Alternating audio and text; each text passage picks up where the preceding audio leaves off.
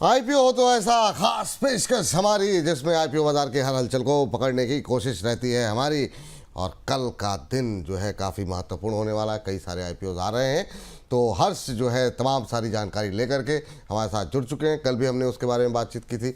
आज किन आईपीओ के बारे में बात कर रहे हैं हर्ष? सर आज हम दो आईपीओ पे जो कल खुलने जा रहे हैं और एक आईपीओ एसएमई आईपीओ है, तो उसके ऊपर भी चर्चा करेंगे। काफ़ी बज़ क्रिएट हो रखा है। तो सबसे पहले विद्या वायर्स की बात कर रहे थे। यहाँ पे देखिए कल जो है दिसंबर 3 तारीख को ये खुलने जा रहा है। यहाँ पे क्लोज फ्राइडे को होता हुआ दिखेगा। 5 दिसंबर को अलॉटमेंट की बात करें, दिसंबर 8 को होगा। लिस्टिंग की डेट की बात करें, दिसंबर 10 को ये लिस्ट होता हुआ दिखेगा। अगर इसके प्राइस बैंड की बात करें यहाँ पर, तो आप ये देखिए करीब करीब आगे बढ़े अगर हम लोग यहाँ पे, तो कंपनी के ये देखिए प्राइस बैंड 48 से लेकर 52 रुपये के आसपास है। यहाँ पे 1 लाख में करीब 288 शेयर्स होंगे। टोटल इशू साइज जो है वो 300 करोड़ का है। फ्रेश इशू की बात करें 274 करोड़ के आसपास का फ्रेश इशू है, काफ़ी बड़ी संख्या। और ऑफर फॉर सेल में 26 करोड़ मात्र यहाँ पर देखने को मिल रही है। अब कंपनी के बिजनेस मॉडल की बात करें तो कंपनी देखिए इनकॉर्पोरेट हुई थी 1981 में। अभी ये मैन्युफैक्चरिंग करती है एल्यूमिनियम और यहाँ पे जो है कॉपर उसकी वायर्स को लेकर। खास तौर पर जो है क्रिटिकल एप्लीकेशन, जिसमें आप ये समझिए एनर्जी जनरेशन हो गया, इलेक्ट्रिकल सिस्टम्स हो गए, इलेक्ट्रिकल मोबिलिटी हो गई, रेलवेज हो गए, क्लीन एनर्जी हो गई, उस तरह की चीज़ें जो है ऑफरिंग करती है यहाँ पे। अगर आप इसकी और दूसरी चीज़ें देखें यहाँ पे कैपेसिटी की बात करें, क्योंकि ऐसी कंपनियों की मैन्युफैक्चरिंग कैपेसिटी बहुत ज़रूरी होती है जाननी। तो अगर इनकी मैन्युफैक्चरिंग कैपेसिटी देखें पर एनएम के हिसाब से, तो 19,600 यहाँ पर मैट्रिक टन हो जाती है। और कंपनी का प्लान है कि जल्दी इसको डबल कर दे, 36,000 से ज़्यादा करते हुए देखने को मिल सकती है। कंपनी का यहाँ पर जो है जानकारी निकल कर आई है। आगे जो है नए प्रोडक्ट्स और एड ऑन करते हुए देख सकती है, जिसमें कॉपर फॉइल्स हो गए, यहाँ पर सोलर केबल्स हो गए, एल्यूमिनियम वायर्स हो गई, ये तमाम चीज़ें। फाइनेंशियल्स को अगर हम लोग देखें तो यहाँ पर आप देखिए 2023, 24, 25 में लगातार जो है कमाई जो है वो बढ़ती चली जा रही है। 24-25 की बात करें यहाँ पर तो करीब 25% का जंप कमाई में देखने को मिल रहा है। प्रॉफिट आफ्टर टैक्स की बात करें यहाँ पर 23 में 22 करोड़ था, फिर 26 करोड़ हुआ, फिर 41 करोड़ हुआ। तो करीब करीब यहाँ पे 24 से 25 के बीच में करीब करीब 59% का जंप यहाँ पर भी दिखता है। एबिटा की बात करें तो यहाँ पर भी लगातार बढ़ोतरी है और बोरोइंग जो है वो भी बढ़ता हुआ दिख रहा है। ग्रे मार्केट प्रीमियम कुछ समय पहले 2 से 3 दिन पहले एकदम शून्य था, लेकिन अब स्थिति जो है वो साफ हो गई है।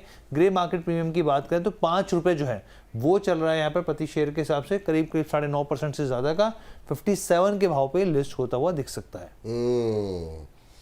चलिए, ये बात निकल करके आई है और अम्बाला जी जुड़ चुकी हैं, लगातार बनी हुई है हमारे साथ। और अम्बाला मैम, ऐसे कहा जाता है कि जहाँ माता सरस्वती का वास होता है, लक्ष्मी जी वहाँ आ जाती हैं। अब ये जो विद्या है, इसके साथ क्या लक्ष्मी जी का मतलब आगमन हो पाएगा? क्या आपको लगता है विद्या वायर्स से क्या पैसे आएंगे? क्या टिप्पणी रहेगी आपकी? यस, ये आईपीओ थोड़ा सा, अभी तक बहुत आईपीओ के बाद पे एक कंपनी ऐसी है जो कि वायर आरआर केबल के बाद मेरे ख्याल से सेकंड 1.5 साल के बाद कोई कंपनी इस इंडस्ट्री से आ रही है। तो आईपीओ में कुछ पॉजिटिव चीजें हैं। एक तो इंडस्ट्री अच्छी है, डिमांड बढ़ेगी ही।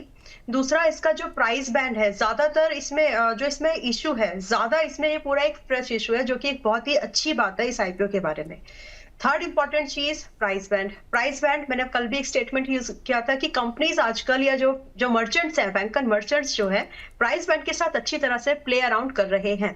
तो इसका जो 48 से 52 रुपीज का प्राइस बैंड है, ये एक सस्ती है। ये इंस्टीट्यूशंस एक आइडिया दे रहा है कि कंपनी सस्ती है, ऐसे लोगों को लगेगा। तो 100 के नीचे है, इसलिए यहाँ पर एक पॉजिटिव बाइंग यहाँ पर बन सकती है।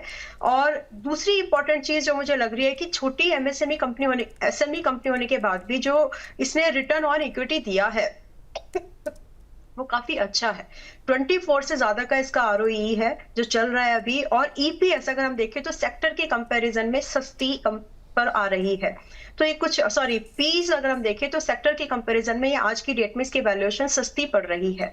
तो in my opinion one should go for the IPO premium listing अगर आप एक्सपेक्ट कर रहे हो। इनफैक्ट अगर आप इसको 1-1.5 हफ्ता रख ले आईपीओ के लोअर प्राइस बैंड के स्टॉप लॉस के साथ भी, तो भी एक अच्छा मूवमेंट कहीं ना कहीं 80-100 के आसपास तक तो ये जा सकता है। ओवर एक्सपेक्टेशन जरूर है, बट कंसिडरिंग कंपनीज प्रोफाइल, इसका मल्टीपल्स, इसकी आरओसी, इसका करंट प्राइस बैंड, कहीं ना कहीं इसमें अपसाइड की मूवमेंट लिस्टिंग के बाद भी बच जाती है। तो इसमें लिस्टिंग के गेन के लिए एप्लीकेशन जाती है और शॉर्ट टर्म गेन्स के लिए भी।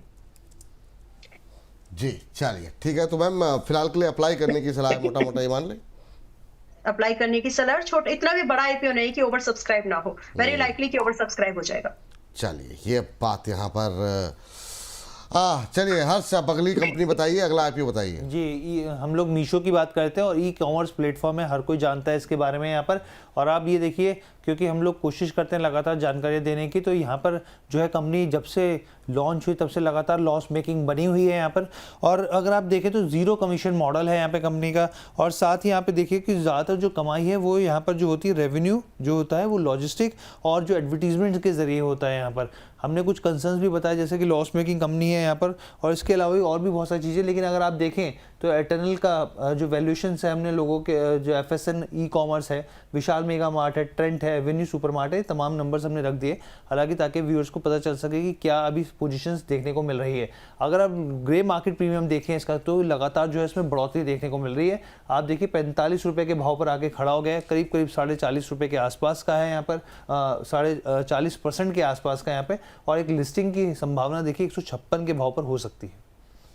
चलिए, मीशो को लेकर के काफ़ी क्रेज़ बना हुआ है मैम, और काफ़ी सोशल मीडिया से लेके हर जगह जो है चर्चाओं में है।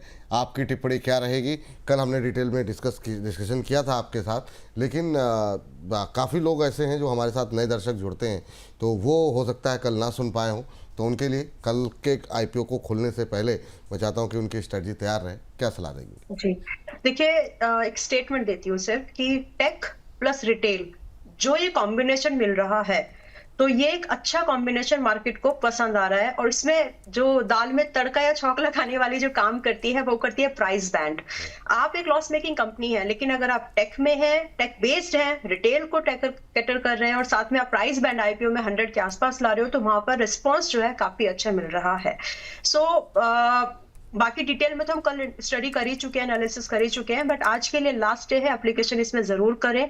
इनफैक्ट जीएमपी अगर उतना दिखा रहा है तो आप उसको उतना ट्रैक मत करिए, मतलब अगर उतनी लिस्टिंग भी आपको नहीं मिल रही है तो भी लिस्टिंग डे के दिन में तो भी आप इसको थोड़े कुछ 1-2 दिन के लिए भी आप इसको होल्ड कर सकते हैं। अपर प्राइस बैंड पर 15% का एक ट्रेलिंग लगा करके आप इसको थोड़े समय के लिए और होल्ड कर सकते हैं।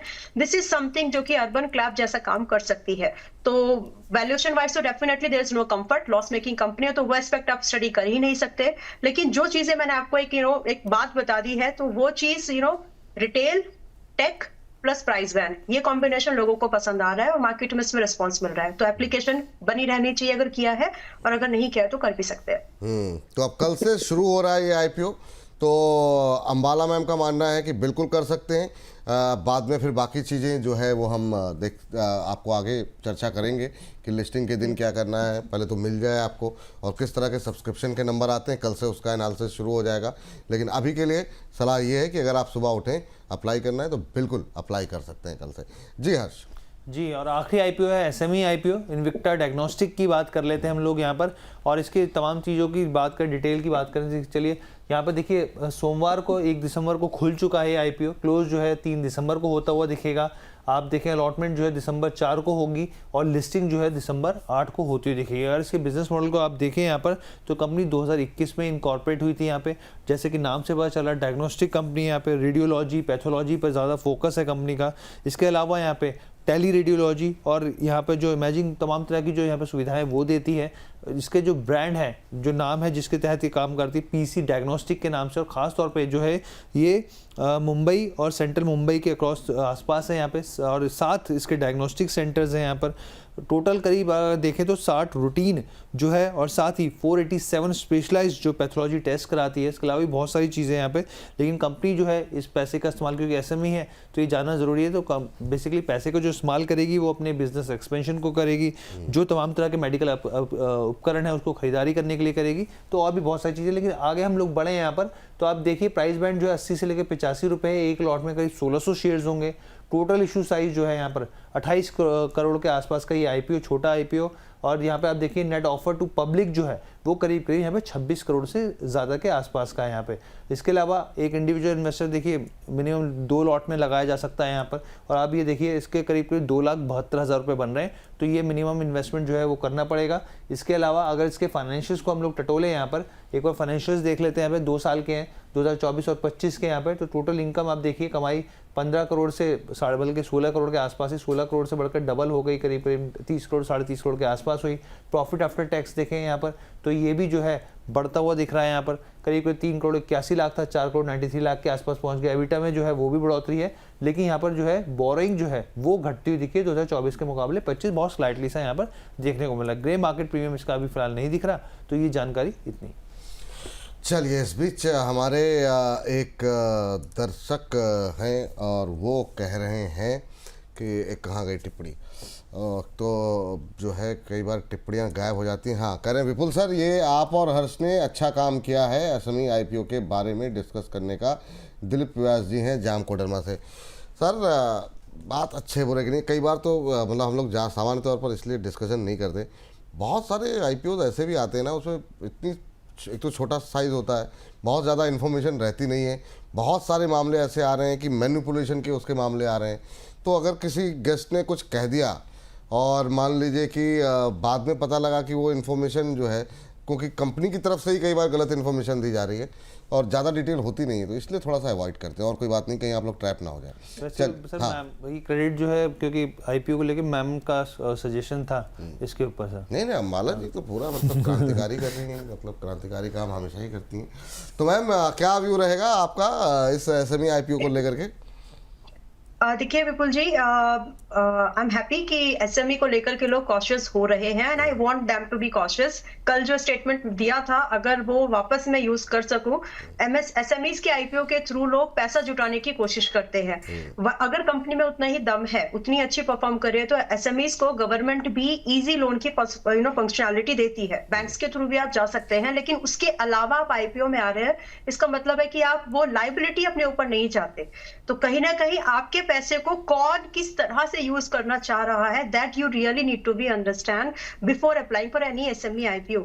ये स्टेटमेंट चाहे तो ध्यान से याद भी कर सकते हैं सभी लोग। कल भी बोला था, आज भी बोल रही हूँ, और ये इसलिए फिर से रिपीट कर रही हूँ क्योंकि अगले हफ्ते में, इस पूरे महीने में एक्चुअली फॉर दैट मैटर, बहुत सारे एसएमई आईपीओ आएंगे। तो आपको सावधान रहना है। नाउ ये आईपीओ पीसी डायग्नोस्टिक को यानी इन्विक्टा डायग्नोसिस को मैंने इसलिए बोला है क्योंकि डॉक्टर लालपैथ के बाद में, डॉक्टर रेड्डी के बाद में, ये एक ऐसी कंपनी है जो कि डायग्नोस्टिक्स सेगमेंट में लिस्ट होने के लिए आ रही है, काफी लंबे समय के बाद में आ रही है। कुछ चीजें जो मुझे इसमें पसंद आई, पहला कि इनकी एक लोकल रीजनल ब्रांड तो है ही, साथ में they are looking for this proceeds, जो इस आईपीओ से जो पैसा आएगा इनको, अभी देखिए हर्ष जी ने एक बात हाईलाइट की थी कि इनकी थोड़ी थोड़ी बोरोइंग बढ़ी है। तो उस बोरोइंग का हल, सोल्यूशन इस आईपीओ के थ्रू ये लोग निकाले ताकि एक्सपेंशन कर सके, क्योंकि ये डायग्नोस्टिक सिस्टम इंडस्ट्री ऐसी है, जितनी ज्यादा आपके पास है मशीन से, एडवांस मशीन से, उतनी ही ज्यादा मार्केट में अपनी पकड़ और सॉल्यूशंस आप दे सकते हैं, जो भी टेस्ट्स वगैरह होते हैं। डिटेल में जाने की नीड नहीं है उसमें। तो 2-3 ये चीजें थी जो मुझे लगा कि आईपीओ बढ़िया रह सकता है लोगों के लिए, इन्वेस्टिंग के थीम के लिए भी एंड प्रीमियम लिस्टिंग के लिए भी। अब प्रीमियम लिस्टिंग का व्यू इसमें क्यों बन सकता है? सबसे पहला कि जो इसके ऑलरेडी पीड्स हैं, मैं बड़े पीड्स की बात कर रही हूँ, छोटे की नहीं, क्योंकि अगर इनको एक्सपेंड करना है सो दे मस्ट बी थिंकिंग कि इनको उस लेवल तक स्केल करना है। तो डॉक्टर रेड्डी हो गया, लालपैथ लैब हो गया, इनसे सस्ती है आज की डेट में, और जो प्राइस बैंड है वो बहुत ही अट्रैक्टिव है, छोटा आईपीओ का साइज है, ये सारी कुछ चीजें हैं। और सबसे इंपॉर्टेंट बात, इस छोटे स्केल पर काम कर रही है, आज ये 44 का आरओसी कंपनी निकाल करके दे रही है। अगर एक्सपेंड करती भी है, फिक्स्ड कॉस्ट अगर बढ़ती भी है, तो भी हम एक्सपेक्ट कर सकते हैं कि 30% की ग्रोथ आरओसी जो है कंपनी दे सकती है। तो ये कुछ चीजें थी जिसकी वजह से मुझे लगा कि ये एक अच्छा आईपीओ बन सकता है for the investors and for the listing gain point of view. दो एक इंपॉर्टेंट चीज जो मुझे यहाँ पर अच्छी नहीं लग रही है वो सिर्फ इतनी है कि इसका जो प्राइस टू बुक वैल्यू है, सेक्टर्स, इसकी इंडस्ट्री के जो पीड्स है उनसे महंगा है। तो कहीं ना कहीं ये थोड़ा सा बाद में जब लिस्टिंग हो जाएगी, जब ये ओवर प्राइस जब ये हो जाएगी प्राइस टू अर्निंग रेशियो के हिसाब से, तो ये एक सेकंड सवाल वहां पे बाद में खड़ा होगा। But as of now for the premium listing point of view, for short term investors point of view also, इसमें एक बार एप्लीकेशन जरूर कर सकते हैं।